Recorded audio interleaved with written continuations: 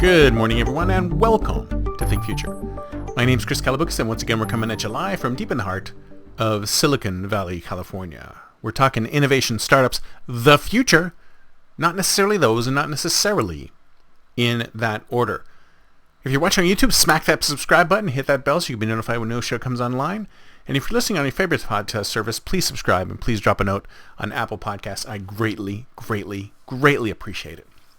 So, we had an election. Was it last week? Or the week before? Here in the States. And some places, the election went lickety-split and was really easy for us to figure out who was elected.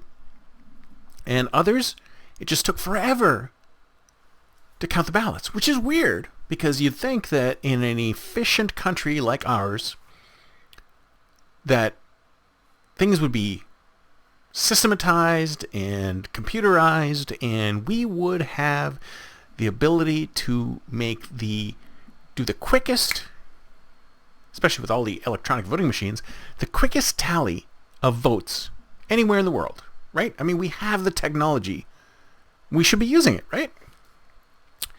But every time you bring a human being into things, there's always some ambiguity, isn't it?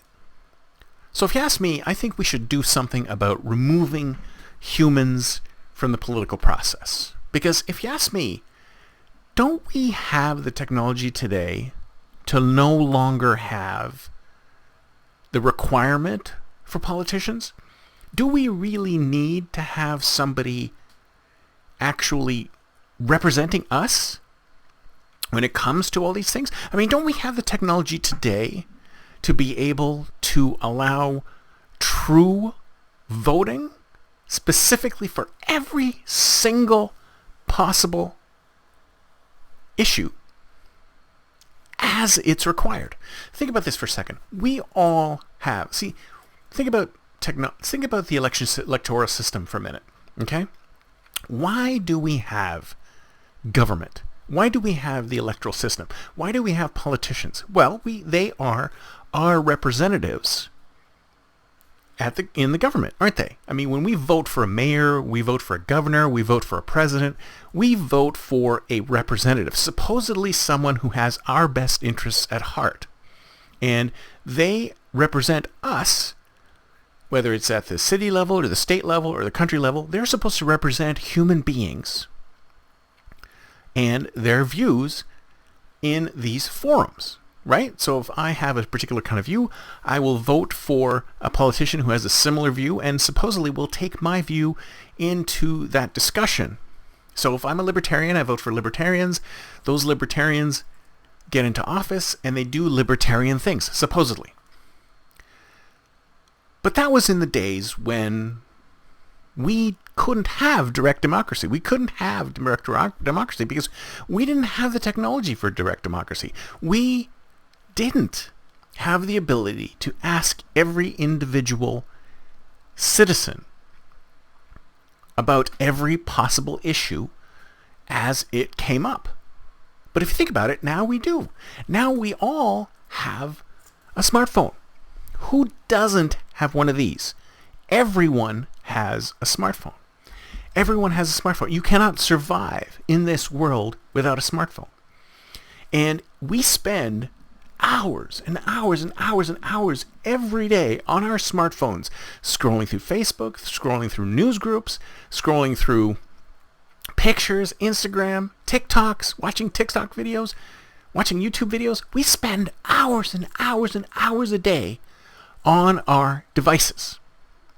And when somebody wants to communicate with us, they can send us messages at any time of the day or night, 24/7. We have these things beside our beds. So if they ring in the middle of the night, we pick them up and we look at them. Sometimes they keep us from going to sleep, but we have an electronic device which we can communicate with, or people can communicate to this electronic device interactively in both directions at any time of the day or night. And you're telling me that we still need to elect a representative to represent us on every issue? Why can't we do it? Why can't we vote when the issue comes up. So here's the system I'm going to suggest. So we have the technology today for complete direct democracy.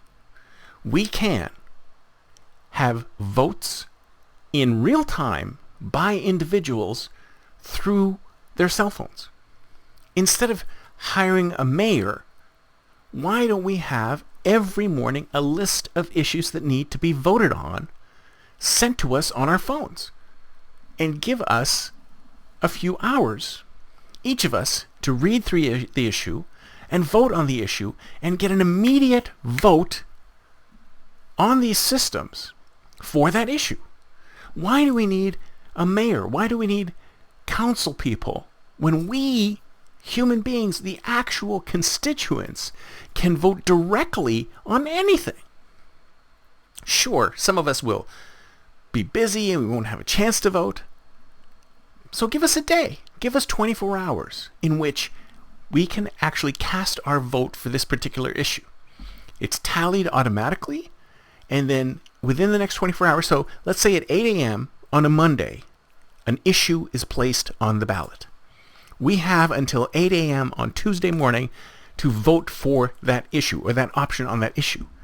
And then on Tuesday at 8:01, we will know exactly how most people voted towards this thing. So for example, if we wanted to, say, bring in a new bond measure for our schools, we could put it on the ballot on Tuesday morning and have a decision on Wednesday morning. And then it could be implemented on Thursday morning. Why do we need the politicking? Why do we need the time? Why do we need the politicians, period? We have direct democracy. Direct democracy is currently, at this moment, in our grasp. We have the devices. We have the technology. The only problem is, and this is the problem with most technology, there are still human beings pushing back against bringing this in. And you wonder, and I've said this before, is it if something isn't going well, if there's a problem that seems to constantly reoccur, even though people are saying, oh, I need to fix this problem, I need to fix this problem, I need to fix this problem. If this problem constantly reoccurs and you can't make any headway against this problem, then somebody somewhere out there in a probably a more powerful position than yourself likes it exactly like that. And this is why this system never changes. This is why we have the system we have today, because the politicians of today, the governments of today, they like it exactly like this. They like it ambiguous. They don't want direct democracy. They don't want the people to be able to have their say on every single issue as they can. It can be done.